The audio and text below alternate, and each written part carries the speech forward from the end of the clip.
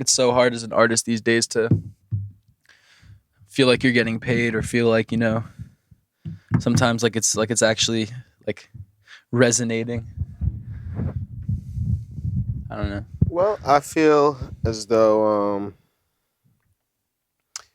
to me, I feel like we as artists, we're usually not seen as like business people, even though we need to be utilizing what we're doing as a business. Right. And it's like, it's one of those things where it's like, damn, I just want to create the art, like that's really what you want to do. But like, if you don't know the business aspects of creating art, it's just how people want to take advantage of your actual commodity and stuff. Yeah. It's weird. It's something that I don't ever like personally like to see and to do for myself. Yeah. But like, it doesn't excite you, like promoting or like getting like. No, all the business stuff actually does excite me. But It's like, for so long, art has never been about you having to do business. A lot of the times you'll sign a 360 deal and then everybody will worry about all the extra stuff. Or you sign up to a gallery, in my case, and then somebody will deal with all the stuff and you only get a percentage of of your own work. Right. And you're not even the main person really dealing with your own stuff. A lot of times galleries will take like 60% of your painting sales.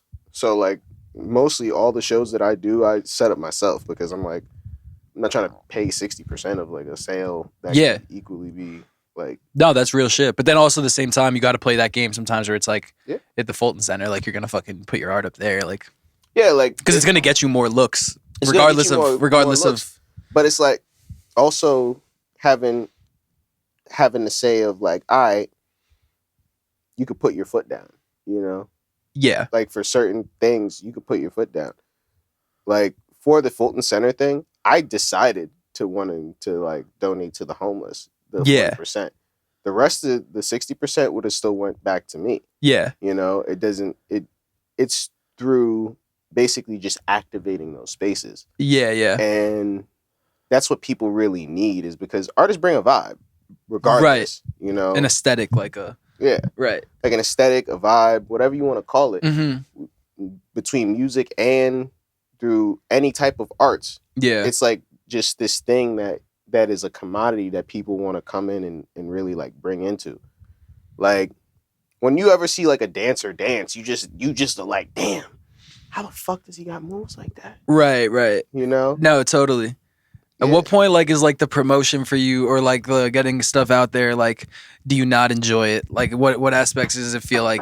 I don't know. Do you ever get there where it's like it just feels too like rugged, or like it's not like fluid enough with? Like, I know the it's stuff a you're part doing? of the process. It's like with certain things, it's like I know that is a part of the process. Yeah, but having to send somebody emails, writing out different like business plans, writing out all this to me. The personal thing that I hate doing is all the writing shit. Yeah. Okay. And like, unless it's like writing out a story, which I do with my comic and everything like that, that's one thing. But like writing out an email and being able to do all that stuff where it's just logistical stuff. Like, Amir, describe your art in an email. Like, you're like, fuck this. Yeah, I'm like, why the fuck do I have to describe my art to you? But usually now I have like preset things that I already like put into place where I'll just send the same shit to somebody else. Of course. Yeah. But no, because it works. It's effective. It works. It works. But like even with like setting up shows, so you have to set up like the dates, the times. You have to send a brief description of what's going to be going on during the show. You have to like make sure you're contacting the person who runs the venue consistently and talking about those different types of things, as well as making sure that your artists are able to get paid for that. Making sure people show up. Yeah. Like making sure people show up, promotion, creating a flyer. And when you're not like doing the event, it's a completely different thing because you're just going and getting paid. You're not necessarily managing the whole entire situation and talking to the venue and doing all that stuff. So that's like a whole other thing, but you usually will be able to see the financial, back end of that. Yeah, I mean, you can see with you just going in and you just painting is what some people are just want to do. Yeah. Or you just going in and just performing and that's it. That's what some people want to do. Right. But to have like ownership underneath your own stuff, I believe that you should work with other people who are very like-minded, split up the load, and basically like do the shit by yourself. Of course. Because it's like here. Yeah. I mean, that's really what we were trying to do when I did the Electric Squalor album release show. Like it was just me renting out a space, and we figured it all out, and we funded it, and it was a great success. I mean, I had enough people come that I more than broke even, and I felt good about everything. But there was a lot of things that I definitely had to invest in throughout the time, and things I had to worry about that if maybe even if I just collaborated with a venue, because I didn't even go through a venue, we just rented a space out. So certain things like the bar, the lights, the sound system, things like that, I had to all figure out. But I mean, it felt really good at the end of the day because I had a relationship with every aspect of the process. So it was like, not only did I learn a lot, but I also felt very in control. So like, as much as I almost thought I might be anxious about it or like nervous about certain things, it was like almost like less nerve wracking because I knew so much. I already had talked to everyone. I already knew everything that was going to happen. So it was a really cool experience to be able to do that. But it definitely had me thinking like, if everything that you were saying, like, I love the creative process of doing music, and it's almost difficult sometimes to harness that excitement to like promote it or to go on tour. And you're not necessarily, I mean, at least for an artist like me, it's like those types of things are definitely possible, but they completely take the willingness to take a risk because there might not be certain people showing up in certain places, and you might be. And a lot of times, sometimes it does end up being like that. Sometimes you'll have 0 people show up. Well, that's what everyone's scared. That's what people are scared of. It's definitely part of it, and it's like it's definitely a part of it. Be ready to face that. But exactly, exactly. But at the same time, it's like just being able to have that freedom to where it also builds character, bro. Yeah, it builds character, it for sure. I mean, if you're just expecting like, I'm not going to be there unless 50 people are there. Like every time, even when you first show, like even when you're, up and coming, like, I mean, I don't necessarily look at you as up and coming, but you're definitely like, we're all still definitely. I personally see myself as up and coming. Right. Well, you get covered in The Economist, and you have stuff at Fulton Center, and you're on the Kelly Clarkson show, which is all things that you've done, which is just insanely amazing for a 23-year-old. I mean, it really is. We see a lot of things online these days, and we always compare ourselves to like young people. But I do think it's like, it's fucking amazing, dude. But and you should be like, you should give yourself your flowers for like everything that you've done. But it's just it's all like an upward battle, and like not resting on your laurels, and like just keeping going. I mean, to me, I always see it as like, as long as you go out there and people just like you specifically, it's basically people really don't care about the art itself. They care about the artist. Yeah. They care about like the person, because it's the person that they can inspire to be or aspire to be. Wow. It has absolutely. That's a gem, bro. That's a fact. I mean, it's a fact. Like everybody, the only reason like Kanye can say whatever and he will still have plays is the factor that people are still inspired by himself. Okay, yeah. By certain things. Yeah. Like they're inspired by that old Kanye. Right. That college dropout. Yeah. That graduation. Yeah. That those will never go away. Right. Because A, the art is really good. Mm-hmm. And B, that's the personality that they started with him. Right. For sure. That's why people are so on to like just following what he does and wanting to know more and wanting to know. And that goes for every artist. You know? Because it's like each person in the art game has like this personality, and everybody's there.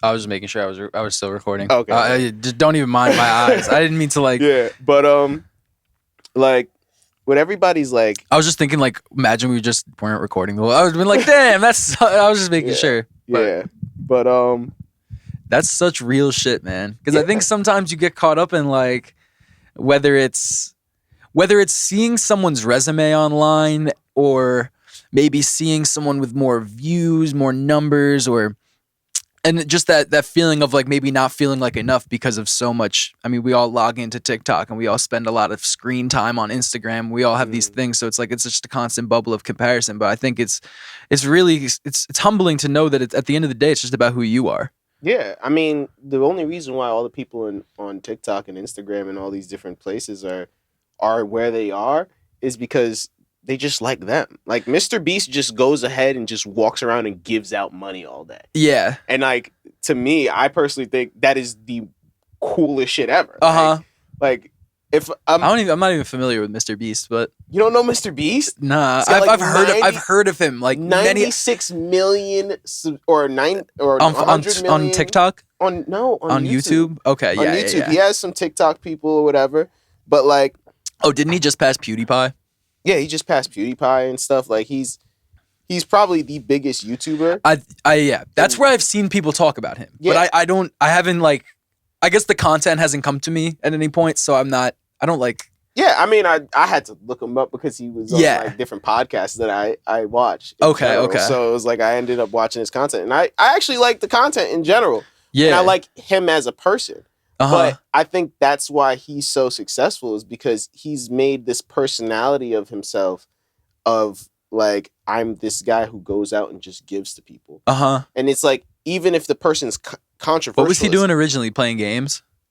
He was originally just playing like games on Twitch. Okay. And then he decided to just got into like just giving philanthropy people money and shit. Philanthropy. Yeah. And he would get sponsors to like sponsor him to just give people money. That's really sick. And then like as time is going on, now he just gives people like millions of dollars. Wow. Playing like Squid Game stuff and like just creating these big sets and everything. Like dude is like worth $1 billion off of who he is. Just who he is. Yeah. Well, that's like, I saw this funny. What were you gonna say? I was even gonna say like even with Elon, like people buy a Tesla because they like Elon. You think so? I think people buy Tesla. See, I would disagree with that.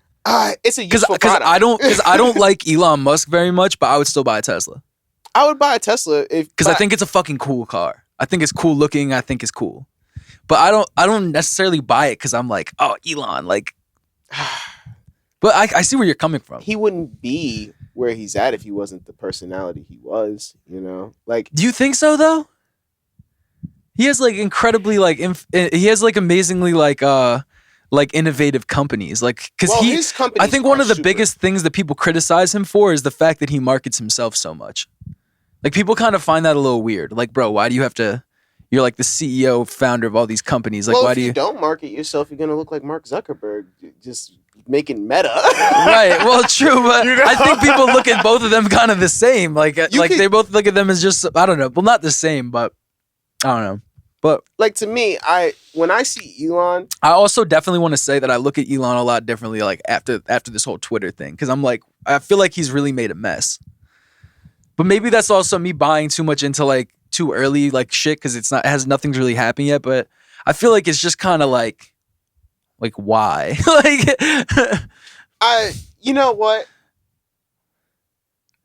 I think for him specifically, like him buying Twitter is a funny sight. Yeah. And he is trolling. He's a troll. Yeah. He's just a troll and he's like he's a right, well that's it. He's a nerdy troll. Yeah, that's it. And so and also it's like I kind of we've played Xbox before with kids. Yeah. You love to troll too. Yeah, well it is fun to troll. But trolling by buying like a $44 billion company is nuts. That, I mean I guess yeah, you're right. You know, he can do that, but we'll see what happens, I guess. We'll see what happens. And I even think like his trolling, he still knows how to run a business, regardless.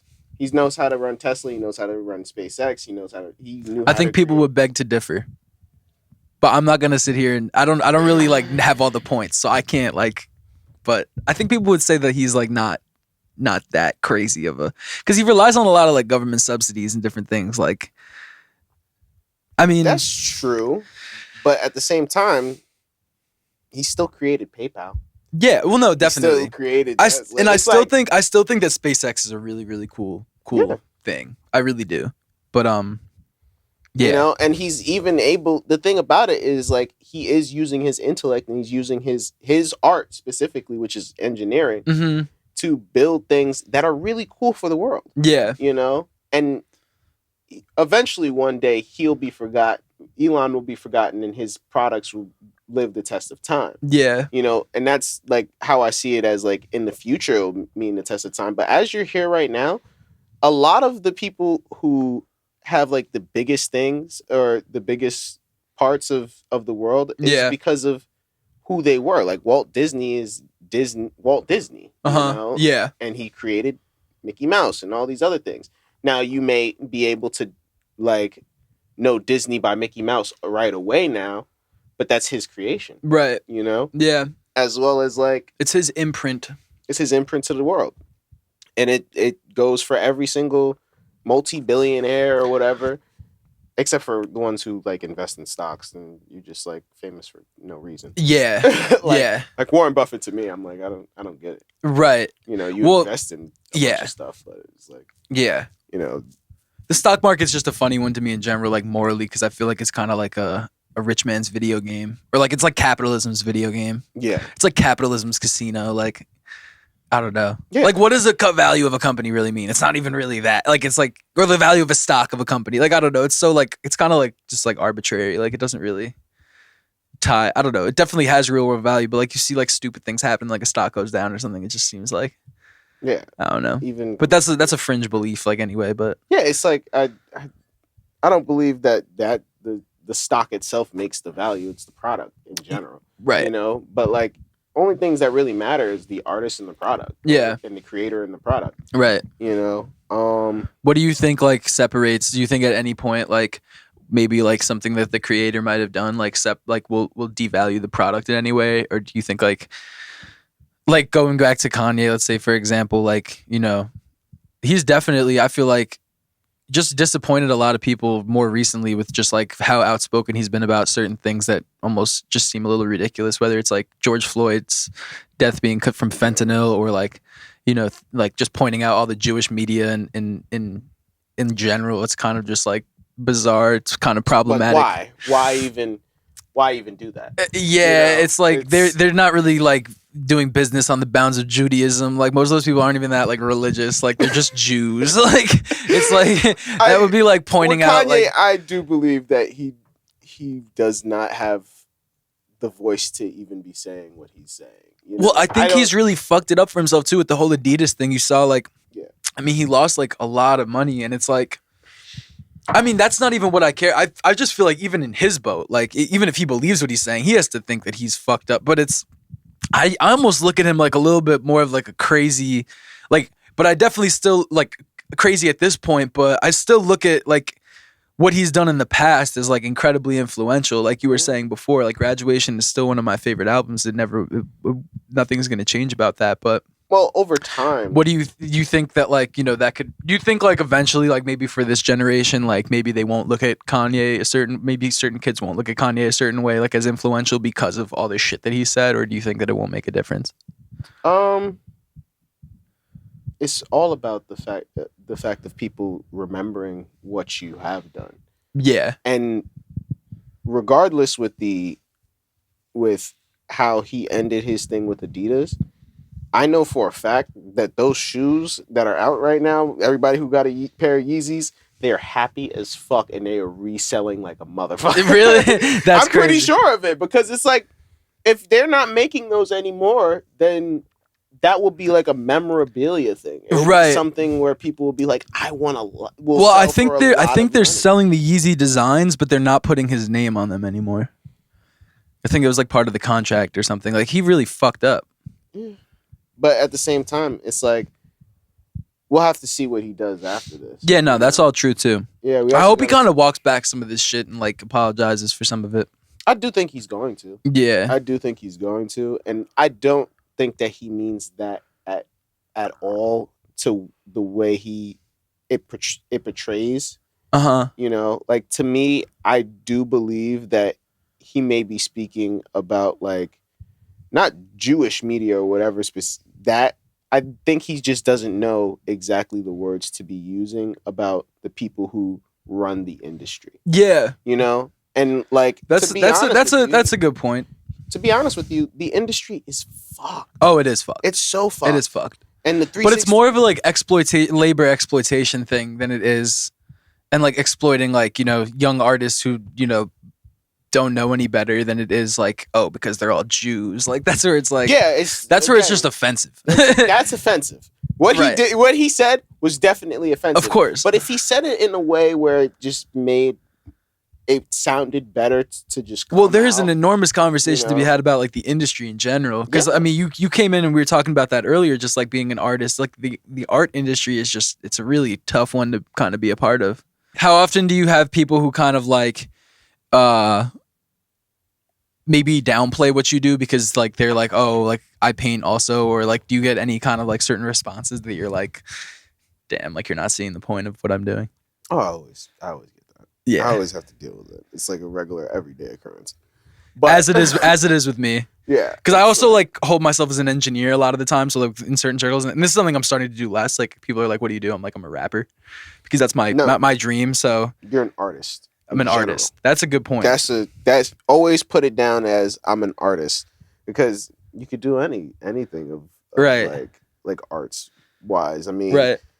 When I say I'm an artist or I'm a visual artist, yeah, I'll be like, yeah, I can make a design for you. Yeah, I can do that. I could do, yeah, I can figure that out. I guess. Yeah, because it's like I know I can learn it as long as it follows like art in general. Yeah, you know, no, definitely like the foreground of it, then you could basically do whatever you want. That's so inspiring. Yeah. Well, it's really true, and it's not being scared of like the limitations of like what you can possibly learn. Yeah. Well, also it's like being an engineer, being an artist. I think, I mean, artistry is engineering in a lot of ways. Like you're engineering like art if you're an artist, but I feel like figuring out is a big part of it, and not having a fear to figure out or not having a fear to try. Because I think some people are like, oh, I can't draw because maybe they conventionally can't draw the way that. Like, I don't believe I personally have a natural talent of drawing. Like, I don't think that's like something that I'm just like, oh yeah, I can just draw. Right. I feel like it was something that I found interesting, I liked a lot, and I ended up just practicing at it. Mm-hmm. You know, when you first start doing something, you don't automatically just think, I'm just awesome at this thing, unless it's like something that you've been doing since you were like a baby. Mm-hmm. You know? But like, when I started painting like a couple years ago, like, I didn't believe that I could even draw like that, you know? Yeah. And I had to actually believe that. People told me I couldn't draw. So it was like, people told you couldn't draw. People also told me I couldn't draw. I'm talking about like, you told me people that I couldn't even hear what you said. Did you say could or couldn't? Couldn't. Yeah. In the very beginning, like even when I was a kid, people said I couldn't. So let's go back. What inspired you as a kid to like your more creative side? What inspired you? This was the year after you left. Because me and Amir, for context, me and Amir are friends from middle school. Yeah. Like I met Amir in fifth grade. We were mad close, and I just remember like talking shit about the Nets. That was like when the Nets first became a team. Yup. And I was always on the Nets bandwagon, and they have not given me a ring since. And we would just shit on you for that. Yeah, and you know what? Because I was from Brooklyn. I was like, of course you gotta be a Nets fan, dude. We're gonna be a Nets fan. I'm still a kid. Well, it's not like the Knicks have been any better, dude. All right, so what inspired me to when I first started painting in general was because I was bored one day. I'm not even gonna lie to you. The classic story, man. I was bored one day, and like my dad paints in the house, right? And he paints his own paintings or whatever. And I kept seeing his paintings. I'm like, yo, that's fire, yo. I bet you I could do better. And really, not even painting. Right, and so I started. Was his style similar to what you do now at all? It's very similar. Very similar. Okay, very similar. Cool. Not now. I passed him way back in the day. Yeah. But he even gave me my like, you're better than me. So I'm like, nice. All right. Your flowers. Here's your flowers. Here's your flowers, son. Yeah, he gave that. You're better than me. Yeah. I was like, man. So he started like, he was painting or whatever. And I was like, yo, I could do better. So I started painting or whatever. And then I was like, that was fun. And then I gave it to him. I was like, watch, you see that? You see that? He's like, yeah, that's trash. Keep going. So my father taught me how to paint. And basically, over time, I started like really getting into it. And then I just did it every single day.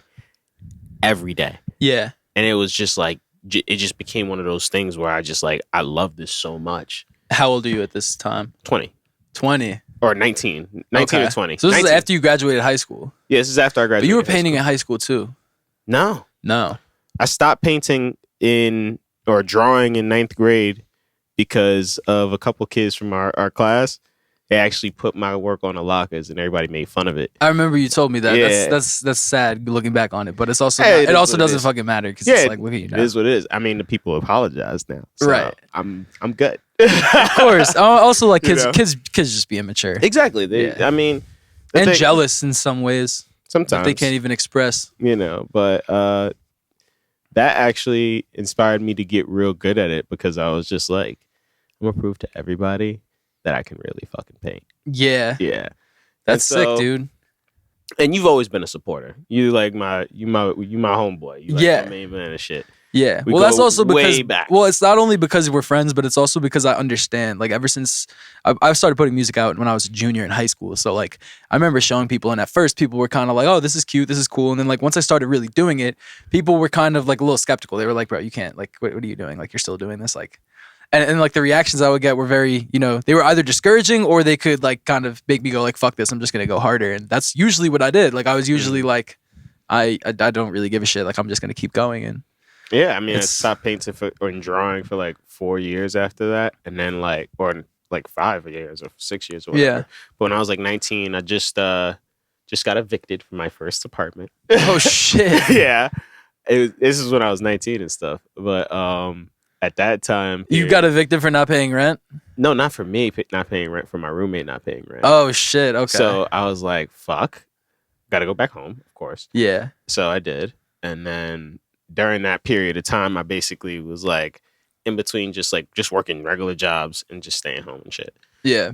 So, and, since I just came back, I got to pay a little bit of rent and stuff and whatever. And so,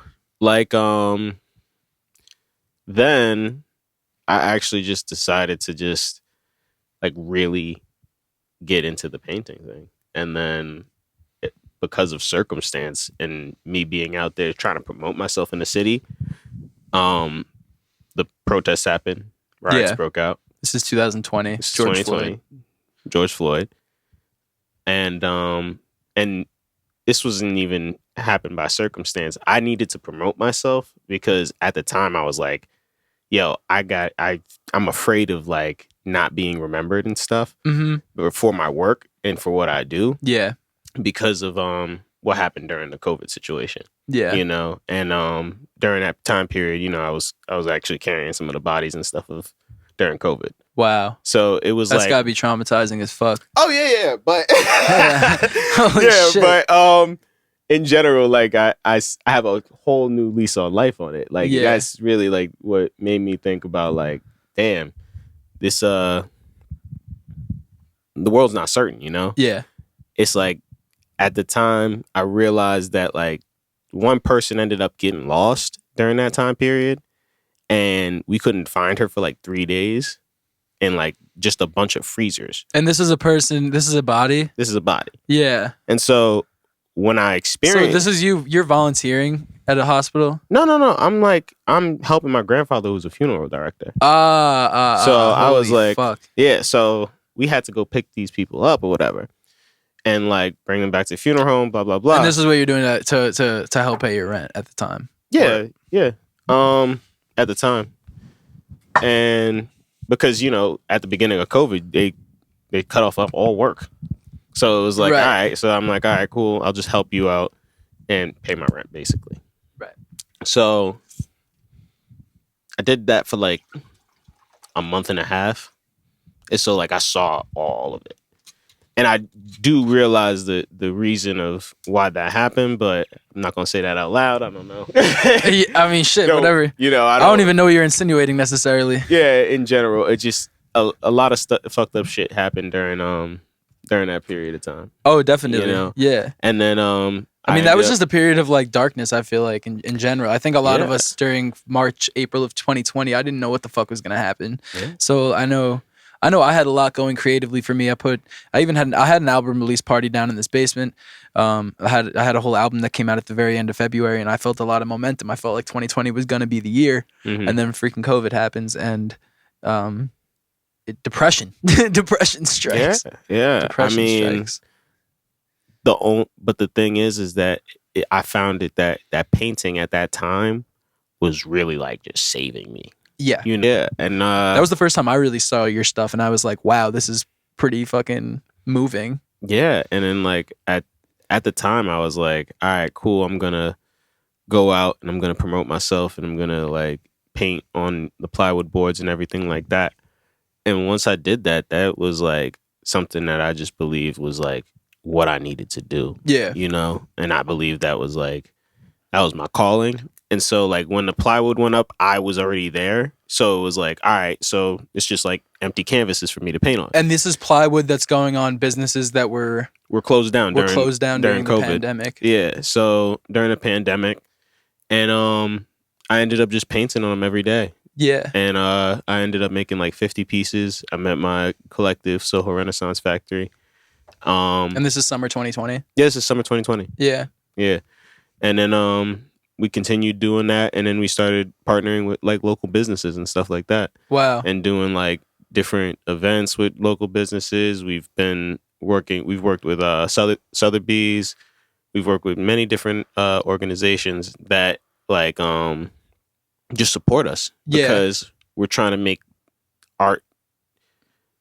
We're trying to make art for the world. We're trying to make art for people, And when you're making art for like their businesses, like maybe the outside of their business or something, like you're painting on their walls or like what so we'll end up doing murals, we'll throw shows. A lot of it is throwing a bunch of shows. And it's sponsored by them or something? Yeah, it's sponsored by them. Okay. So these different like sponsors are basically like sponsoring us for creating shows and being a part of the community. That's so cool.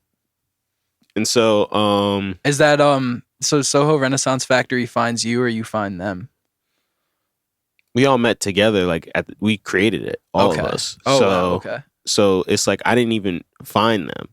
I actually ended up creating it with my friends. It was just like that was something that we just ended up doing because we were collecting these people's boards, and we ended up having like 200 people's boards from the protest. Wow, that you painted. Yeah, and then we saved those boards and we got some help from Mana Contemporary and everything like that. And are these paintings all based around kind of 2020 George Floyd's death? Yeah. So most of these paintings have been around for like have just done great things for people emotionally and spiritually or and it was just a way of people like expressing themselves for real. That's fucking ill, bro. Yeah. I mean, that's what it's all about. That had to have been a moment for you, like, what I'm doing is affecting, like, it was. Yeah, it was crazy. Like, this is fucking sick. That was crazy, but it was also the fact of, like, it really, like, led me to really, like, taking this stuff so seriously that I could just continue to do so much more. Yeah. My goal is to make sure that everybody in the world has at least an enjoyable time. Right. That's beautiful. Yeah. And especially with my work. Yeah. The Kelly Clarkson show, you guys are all on, your collective. Yep. It's the Soho Rennaisance Factory. Yeah. Yeah, it was how did that come about? It was from our the person who's been making the documentary about the time and has been like basically following us specifically throughout of it. It's called Plywood Renaissance. And basically he introduced us to a guy who worked at NBC. And then we ended up like meeting with him. He interviewed us and he was like, yeah, definitely you guys can come to the show. I was flown out there for like only 3 days because I was just like, yo, I have to get back and do something. So I was like, all right, because I had a residency at a private membership club at the same time, Zero Bond. But so what is? I want to ask you about that too. What does a private residency consist of? That's like a Soho House kind of thing? It is actually just like Soho House. Uh-huh. It is like literally Zero Bond is like a almost like the other competitor where most high end clients basically go at it's like a member club that you go to, and it has nice food, nice drinks, nice facilities, right? Basically. Yeah, basically. And they have like cool acts sometimes, and they have like different acts, different parties, stuff like that. Yeah. Yeah. Sounds pretty cool. Yeah. What do you think of that kind of stuff? I mean, I enjoyed doing a residency there, but I'm not really a club person. I'm not like really a party person. I do enjoy making events though. Right. No doubt. Being able to create like this entire like enjoyment and time that people love to have. That's beautiful. Just because it's like when you see like people like it's hard to explain, but when you see the happiness and the enjoyment of people when they are spending their time and watching your show and being there for your stuff, it just feels motivational, It's like, yo, I want everybody here so I can do this 10 times better next time. Totally. Like, do you ever feel like do you ever feel like with people, do you ever get the feeling of like they're only here because I asked them to come? No, not at all. Yeah. I believe that everybody who comes to my events or your events or whoever's events, they're coming because they want to support you. Yeah. And they care about your stuff and they actually like your stuff. Right. No doubt. Or they actually like you as an artist. You as an artist, you know. Kind of back to what we were talking about earlier a little bit. Yeah. Yeah. Yeah, it's like it's a very important part. Yeah. No, definitely. But that's really cool that you got a specific love for like that versus I mean, yeah, I definitely enjoy going to events, going to parties as well. So I think the throwing side of it is a new thing to me, but it's definitely something that yeah, I mean, I'm talking about myself now, but I feel like I have a lot to offer in that space. Mm-hmm. I believe that everybody should throw some of their own events, because it's like when you are able to get everybody together and everybody just feel some type of way about what's going on and just feel like they enjoyed themselves. Mm-hmm. It can be locked into people's memories, Definitely. And some people will be like, look, I actually implanted the event that creates this memory for you. Yeah.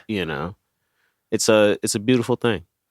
No, it really, really fucking is, bro. It really, really is. It really is. It's cool. Getting people in person too. It's like we live in the digital age of numbers, and you see number go up online. You think of an Instagram post that has like 100 like you already start going through the like, is this real sort of thing when you're looking at likes and comments, or at least me, like views, comments, likes. It's like, is this person just using bots or what's going on here? But nothing can fake that presence in person at an event. That's something that's like, hey, that's real. Yeah, it's real. It's that's your real reach. OD. Sometimes like some of these people who have like a bunch of followers, they'll throw out that they're having an event. There'll be like 6 people there. Oh yeah, it'll be like even when you see major artists, like there's like there's some bots involved in that are pumping the numbers up a little bit. And I mean that's neither here nor there, but it's just to say that like nothing beats an in-person event, or like getting people to come in person, and sometimes the online presence is an indication of what you can do in person, but then other times it really isn't. Mm-hmm. I mean the online presence thing is like, it's not real, right? It's not real.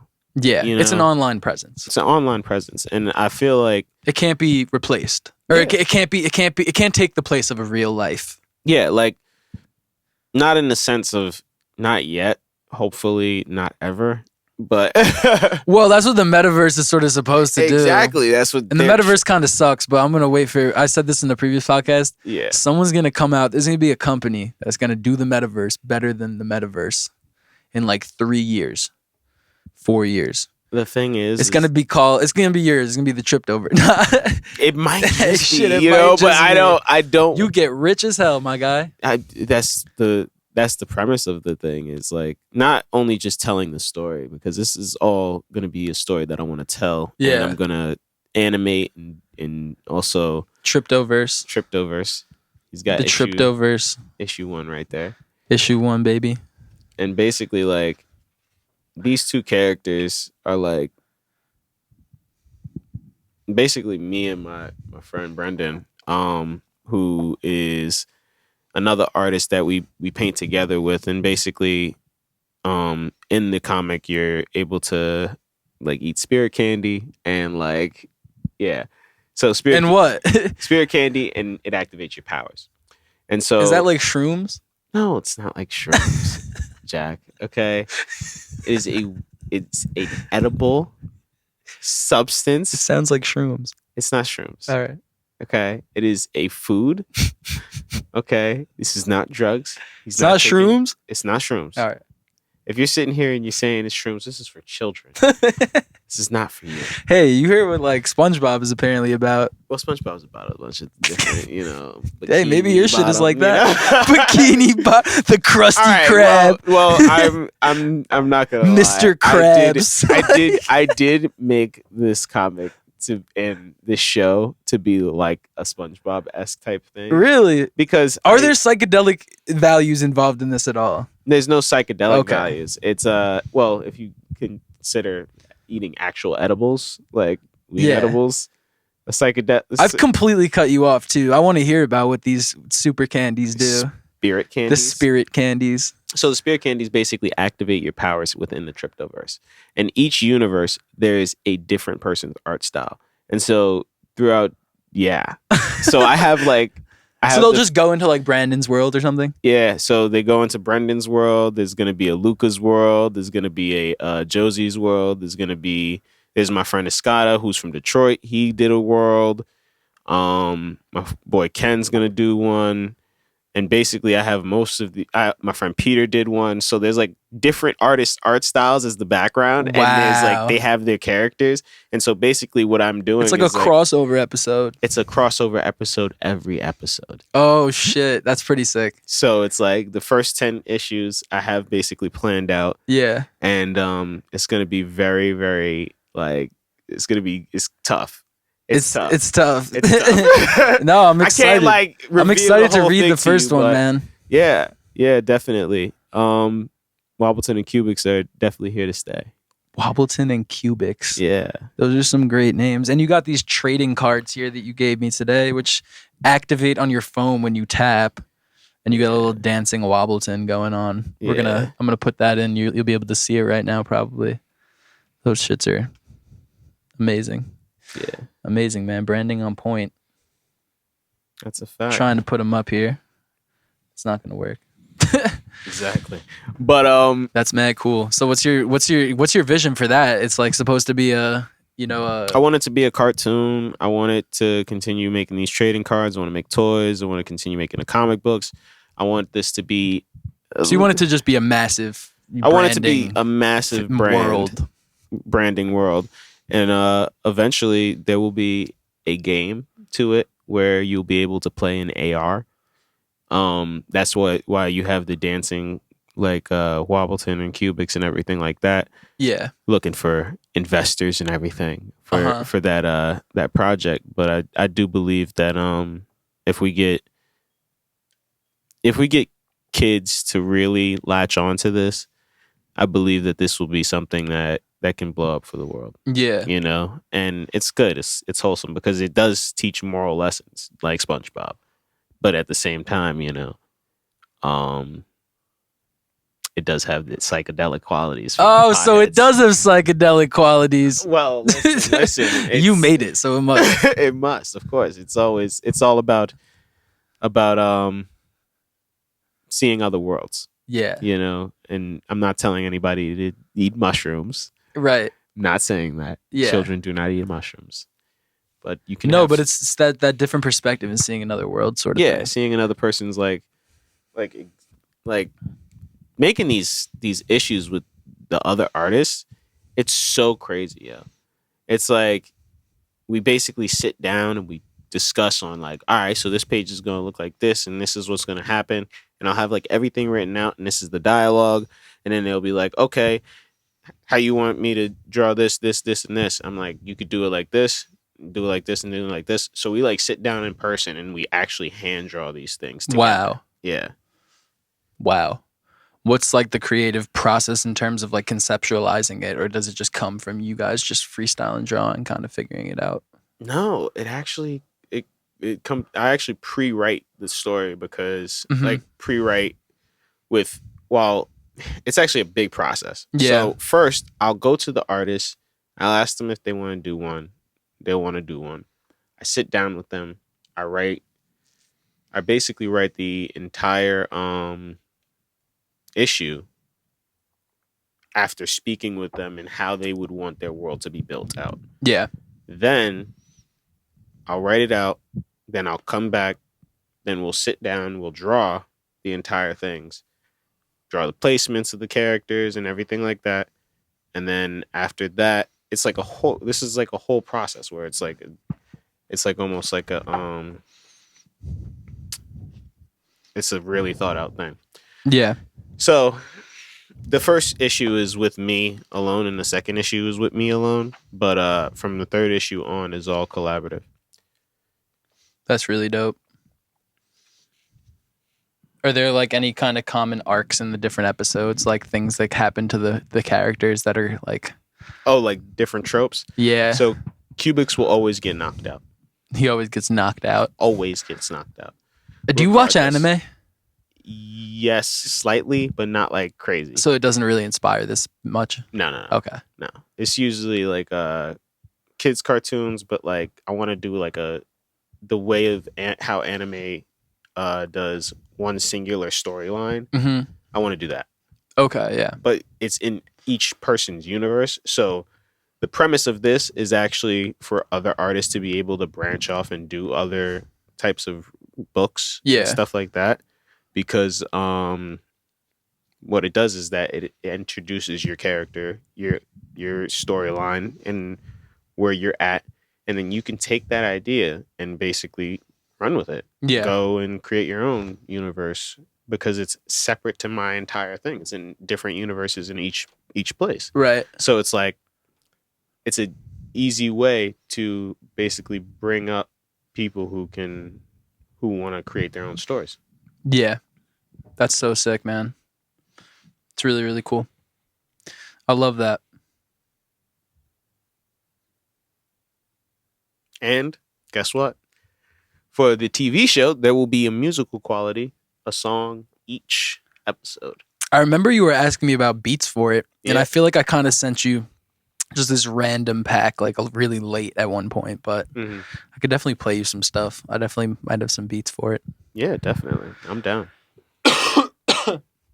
Hell yeah. So the Triptoverse, like how did you come up with that? I was actually in the basement one day just painting like I usually was back in the day, like 2 years ago. And then I created this created this painting. Yeah. Just spilled out of me. For some reason. Had almost the exact same as the cover of this issue, just as a painting. Okay. And so I was just like, I don't even know what this means. And then I started basically just piecing it together. Post-rationalizing what it meant. And then I started having like these dialogues with myself and shit about it. And then dude, I was like, that is so cool because you really just went off when you made it. Yeah. What do you care more about, like your creative expression or like profiting off of like your shit? Or do you find that they get in the way very often? Do you find that sometimes you have to make art for some specific purpose? Feel like, or not really. I feel like if I just make the art, the money's gonna come. Yeah. So I really focus on making the art and inspiring other people and being involved with other people's lives and stuff. Because it's like, when you're all making profit is people in the art realm is basically people investing in you. Yeah. And investing in your product and investing in the experience that you give and just basically investment. Yeah. It's all entertainment value, especially in artist realm. Right. You know? But I believe that what the internet has done is basically like made it to where people want to be entertained and glued to like a phone and stuff, you know? Glued to a phone. Here I am glued to my phone. No, totally. But I mean, people always want to talk about the internet and shit like it's a completely negative thing. Like I always talk about the internet like it's a completely negative thing, but we also kind of live in a really cool time. Oh yeah, I mean, first and foremost, I will always say YouTube is the best thing. Yeah, YouTube is so dope. YouTube is really the is so greatest dope. thing. I really ever. do love YouTube. I feel as though with YouTube specifically, like the rest of them, they're only trying to hold you for 15 seconds and you get really sucked in. YouTube, you could really watch master classes from like really amazing people. You could watch lectures from any college. Bro, you could make a freaking Iron Man suit and free for real. From some guy you on could learn YouTube. how to fix your like washing machine or something. Exactly. Like shit that my parents had to You do. know? I had to help my parents fix our washing machine. It was like we looked on YouTube. It's on like YouTube. all little like so many little things, you know. You know, and then like the podcast. I learned how to fucking mix music, and anytime I have questions about certain genres of music, I just go and I watch someone who's really notable talk for a fucking hour about it, and they're screen sharing and showing the fucking Pro Tools session. Exactly. You can literally teach yourself to do anything. It takes on discipline YouTube. for sure, but you can teach yourself to do anything. Yeah, you have to like really discipline yourself on making sure your search engine is stuff that you want to research. Yeah. You know, even like different like personality traits is like you can figure out how to like basically train yourself to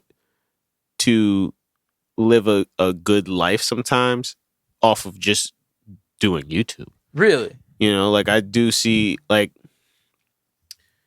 when I like on YouTube when I watch a lot of the stuff I watch is like trying to figure out how different people build out their businesses. Okay. So like I'll have like different like master classes about Henry Ford and Bill Gates and Steve Jobs. So like if you scroll through like my YouTube feed, it's like Marvel shit and intellectual shit. Yeah. And it is like some of the Agro Man channels. Right. Mine's like Hasanabi, like H3 fucking like leftist content, and then like I get like friggin' like rap conspiracy videos, like or like videos about like certain rap scenes or videos about the internet and stuff, like video essays like Patrick CC or someone. I love I went recently into a rabbit hole of Virgil Abloh lectures. Yeah. And because he was an architectural student, like rest in peace to him, because I mean, talk about someone who left an imprint with like a lot of the lectures that he left behind, dude. Like there are some gems that man like leaves out that are like, oh my God. And some of the, I mean, you watch the videos, some of them got like, you know, millions and millions, but some of them don't even. And it's like, you know, these are just like, these are things that are for the public because of YouTube. And it's like, it's stuff that you will watch. Like you could watch a lot of that stuff. You take college, you go to a university, you pay for it. Like that's this kind of shit that they will show you in certain classes. It's a YouTube video. Oh yeah. I mean, they will literally. But bro, people can't. I even when I was in college, like we watched this Netflix film. I can't think of the name of it, but I remember being like, damn, I'm paying a lot of money to be in school right now to watch Netflix. But in the context of the class and in context of everything, it made a lot of sense.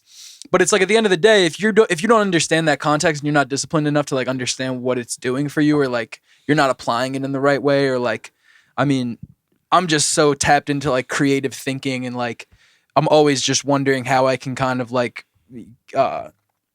harness that more and harness like my self-confidence more and feel like I can kind of create and feel like I have an understanding of what I'm trying to do.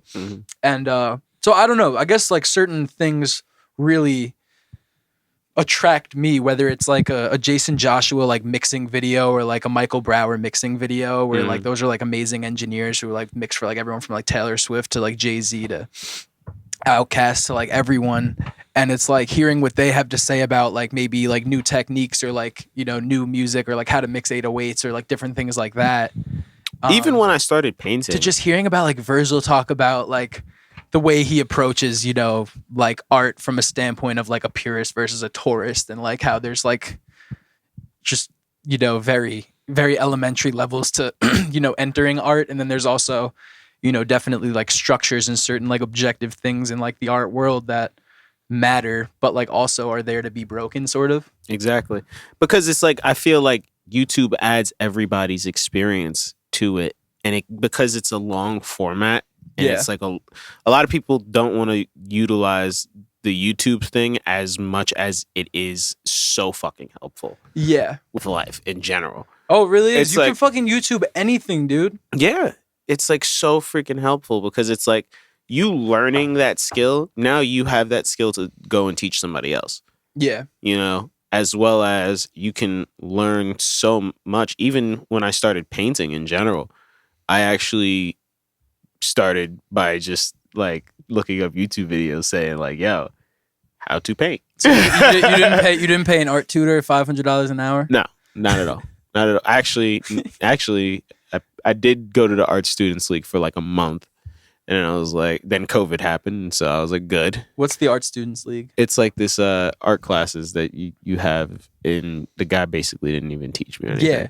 Well, I mean, I don't want to make like higher education sound stupid, because it's really not. But I mean, I think sometimes not in for terms of certain art, things, you know. Yeah, I think sometimes in terms of art, it's a little bit like, just understand that you can go viral on TikTok, and that it doesn't. There's nothing you can learn in a 4-year school that can like help you with the confidence of like just going out there and doing. Yeah. And that moment is never gonna like change. You're not gonna like hear something that's gonna all of a sudden change your approach to just wanting to like go do or go like express, but it could help you understand like backgrounds of things. Like I always think the history is very important, and like knowing like what like, you're doing. Like if you don't know the history of your medium, then it's like, how are you gonna make an imprint? To sit there and take all of the stuff that you see and how all the great people do it, and then mesh them together. Right. And make your own thing. Right. You know? That's even what I did with Neo Savage, is basically it's all based off of layers, you know? And when me and Brendan ended up creating it, we were just layering on top of each other's like piece, but we trusted each other. And it was like almost like we're a band. And so as we continued to do that, it was like, at first it was like 2 separate paintings, and then they became more into like one, you know? And while doing that, I realized that with art, it's all about what you learn. And there are certain things where you will need a degree. Like, don't be a lawyer without a degree. Don't be a doctor without a degree. Don't be an engineer without a degree. I agree. But with artistic things, we have like 50 sociology like majors. Yeah.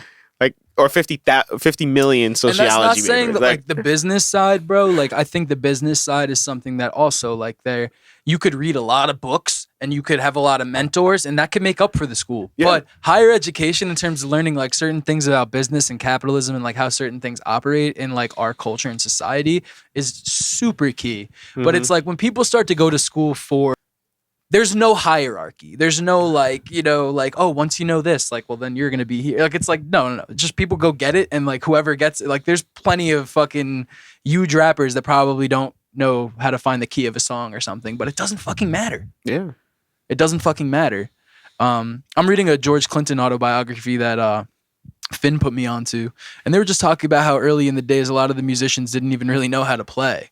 Like, they were just great at, you know, expressing themselves, and then they kind of learned in their later teens, early 20s. I believe Jimi Hendrix couldn't even read a sheet music. Right. So they just pick up the instrument and they hear it. And honestly, that's how I do it when I produce. I had guitar in my last single, Sliding In, and it's like I played it, and I'm not a fucking guitarist. Yeah. It sounded good. It was in the key, and I fucking laid a little guitar. Yeah. But that's when it's just fun, man. It's just fun. It's just having fun with it. Yes, it really is. Like, for real, I think being able to be in like a flow state while doing stuff is really beneficial for an artist. Shout out Anthony, makes me think of Flowstate. He's a big Flowstate guy. Yeah, I'm a big Flowstate guy too. Nah, bro, that's like that's the place to be when you are in that best creative place. Yeah, I mean that's what Neo Savage is. It's all flow state because you're layering on top of somebody else's stuff. You don't know what the next person's gonna do. So it's almost like a game of artistic telephone, basically. Yeah, it's like artistic telephone. But as time goes on and you learn more things about art, you end up adding more things that you can start layering on top of it. So it's like being able to do what we did in like 3 hours, I would not be able to do that 2 years ago. Yeah. You know? So like, you and Brendan did the who did you paint again? And Billie Holiday. I can't believe you did this shit in 3 hours, dude. Yo, that shit was phenomenal. And I believe that me and Brendan have really like cracked the code on like doing it fast enough for a set. And we would love to That's just live like, painting. That's live painting. So you live painted that painting in 3 hours. Exactly. So what we're planning on doing is we're going to be setting up our own podcast where we would be live painting the entire paintings. That sounds mad cool. Yeah. Is it a podcast or are you going to be talking during it? Yeah. Because like I could talk and paint, you know, and you know, we also do live performances with it as well. But like having like conversations and talking and painting, as long as we have like some music in the background, like uncopyrighted music in the background, we can basically do like like live paint and talk. Yeah. Well, use some of my music. Yeah, use some definitely. of Chash's music. Use some of the Urban Architects music. Oh, that's a fact. We're gonna put all of that on there. Some of my guys. Some of me. Some of you my gonna guys. be gonna be over there too. Some of me. Some of my guys. Hell yeah. Oh no, I want to perform with you for sure. I was actually thinking I want to get you to do a cover art for me soon.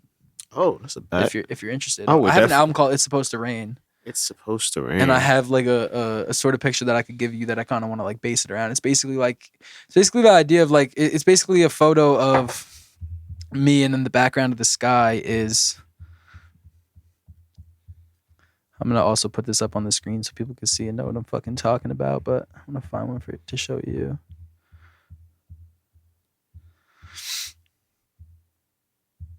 Nah, but tell me more about your group that you founded. Oh, Neo Savage? Yeah. So Neo Savage consists of, so far, 3 definite artists. I would like to shout out Brendan McNally, myself, and Josie Woods. Shouts out. Shout out. All right. For right now, and as time goes on, I'm going to be training some more people. Some more people are going to be coming in that I have some commitments to and are really down for it. And I believe what we're going to be able to do is train people to where they can make their time faster and then also be able to perform with us. This is the general idea for my thing. I'm sorry, I'm going to ask you about that shit again. Yeah, no doubt. It's kind of just like a guy standing in a field, but then the sky is just like art. Yeah, I'm okay. Something like that. I don't know. This is just like a mock. I might even make it. Like I might just use some of your art and like just use a real picture and then put it in the sky. I don't know. No, This is my grandpa Harry's painting because he was a painter. He has paintings all over my house, which I should actually show you when we go upstairs. He was really awesome. My mom wants to like posthumously like get his art in like Urban Outfitters or something. Yeah, that'd be cool. Yeah, but that's such a sidebar. Such a sidebar. what were you talking about? I was like thinking about it. I'm like, huh? What does this have to do with anything? I was like, no, not even that. It was like, huh? Urban Outfitters. Right. I was like, why that choice? I was like, out of all the. Well, places. no, like not that. Like like on like towels or something. Yeah, on towels or whatever. Like, you know, when I look at that, like Anthropology or some shit. I don't know. Like for some reason, Urban Outfitters doesn't fit the like. For some reason, it gives off like appropriated vibes. No. It actually gives off like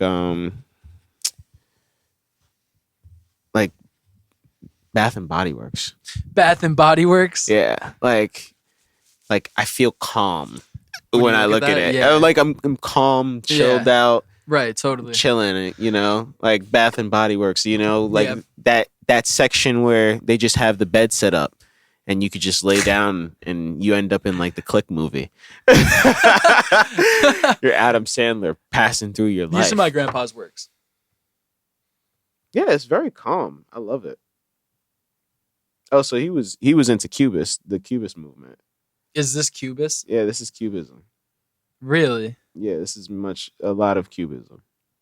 Is that like the Hidden Faces? Yeah.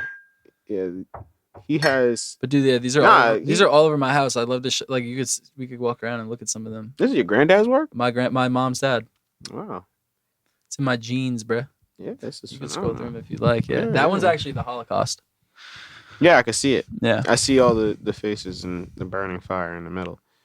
I could like when I look at paintings, I actually like can see like kind of like the expression. Like you see if he made a skeleton over here. Like, really? Up here, you see how he has the two eyes, and then it connects, and there's like the jaw right there. Oh yeah. So that's a skeleton over there. I don't wow. know. I think this might be deer. Over there, like over here is like it must be like some type of like. It's probably some dark. These almost look like faces, like looking up or something. Yeah, but you see how I'm talking about like it's like a skeleton or a person or something like. Right here. This is a face. Yeah. I do see like these look like deer or antelope or something. Right. This is a kind of a dark painting. Yeah. It looks like hell. Yeah. Or like some combination between like. Yeah, art is interesting. You can see a person's personality if you really like study the ins and outs of art. Yeah, well, no doubt. I feel like even with there's something with like just the energy and the feel of like someone's aesthetic or like what someone's doing that you can immediately. Yeah, I mean, I don't even know if aesthetic is the right word, but I even feel like with hip hop the same way. Like I can figure out a lot about the person through like even their attitude when they rap or something. Yeah, I think art is the best therapy for people. Mm-hmm. You know, when I don't paint for a while, I'll get in like this depressive mood and just be like, just in a slump. I'm like, I don't want to go nowhere. Fuck everybody. I don't want to do anything. Oh when you don't paint, you get in that mood? Yeah. I get into like this whole depressive mood, and then I'm like, man. You don't want to answer your phone. You don't want to talk to anyone. You don't want to be seen. Yeah. Just I get that. Yeah, it's like it is something that I think everybody deals with when they are just kind of like numb of I'll have a little bit of that. Of not doing what they love.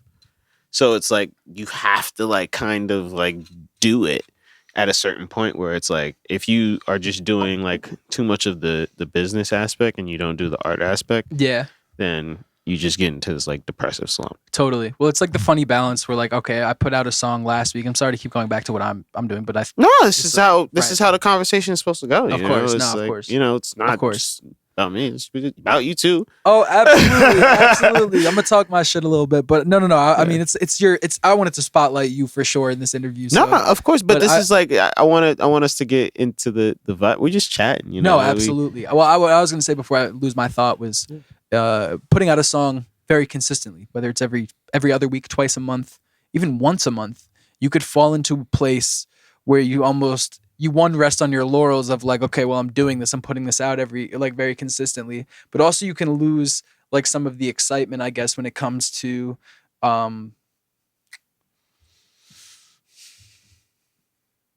just constantly overthinking the promotional process and not necessarily making art fluidly, or like falling into the focusing too much on this, or maybe worrying about oversaturating, so you're not like, you know, expressing the way you should, and you're maybe making music in a different way, which is some ways that I've gotten in the past, but because it could just be difficult dealing with expectations, I guess, at times.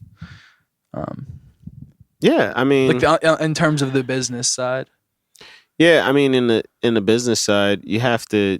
At first, it's just going to be you doing everything yourself. Exactly. And then eventually, you may get some people who will say, "I'll do that for you for a heavy fee." Yeah. And then it's like, I don't want to take that heavy fee. So we decide to do it ourselves. But I feel like it's more gratifying and more nuanced, you know? Because like after a certain period of time, eventually everything will just fall into place if you just do it enough. Yeah. You know? And it may take a long time. You may have to tweak different things and fuck up a lot. Yeah. But eventually it'll just all be fine, and it's like a regular everyday thing, you know? It's how we basically continue to push forward into it, and it just gets better because we took the time to do it more, you know, and really focus our heads into it. Yeah. You know? No, definitely. It's true. It's so true. Well, yeah, it's like,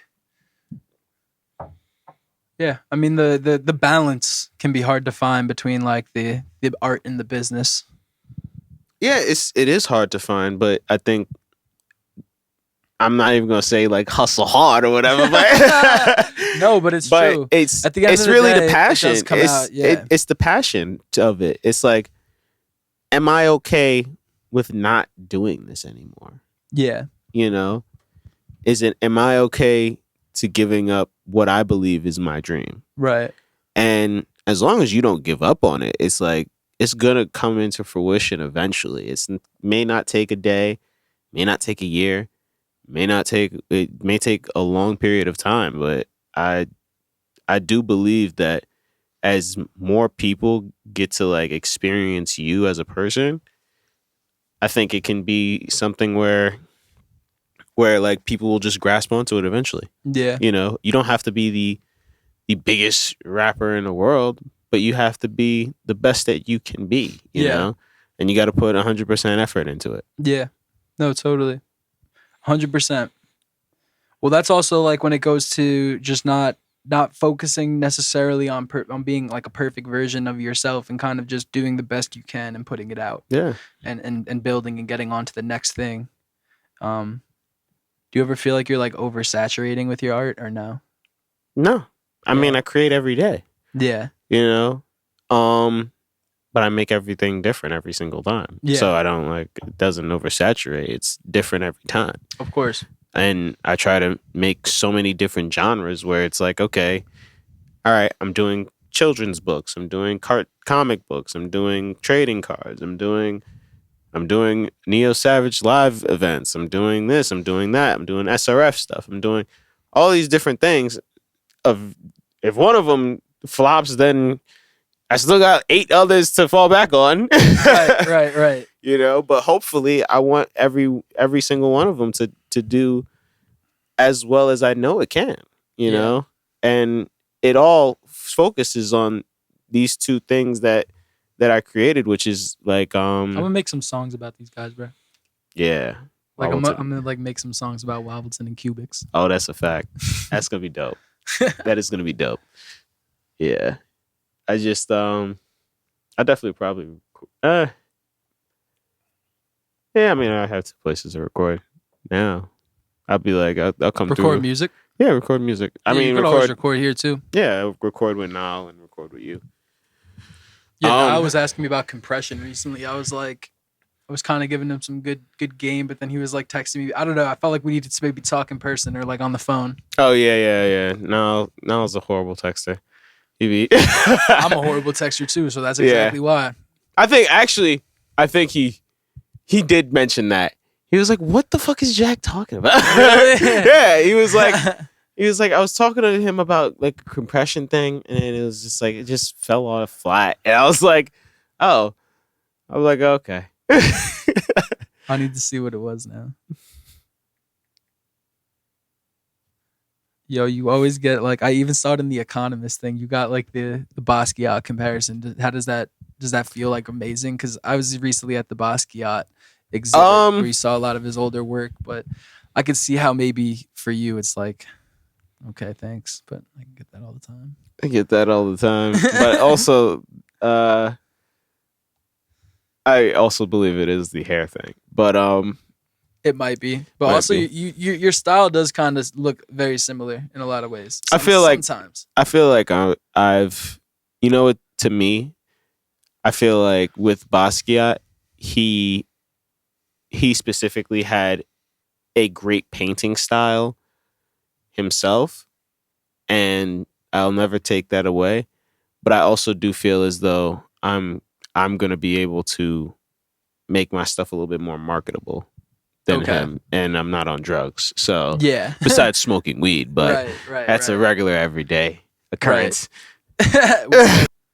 I think we really spoke about it today. Oh, bro, we've been doing some great conversations. Yeah. I was gonna say too, it's like in the future we'll probably get to a place where we don't even necessarily have to cut as much. Like we won't have to. We'll just be able to go fully through. But I would love to start a podcast or potentially do this more often. Quite honestly, like I'll be in Great Neck still kind of often. So like if it's Wednesdays, we could do this every Wednesday. Wednesdays sounds great, bro. Wednesdays sounds great. I mean, I can't lie. Like I work on Wednesday mornings, so like not every Wednesday afternoon. Like sometimes on Wednesday afternoon, I got some shit that I have to like.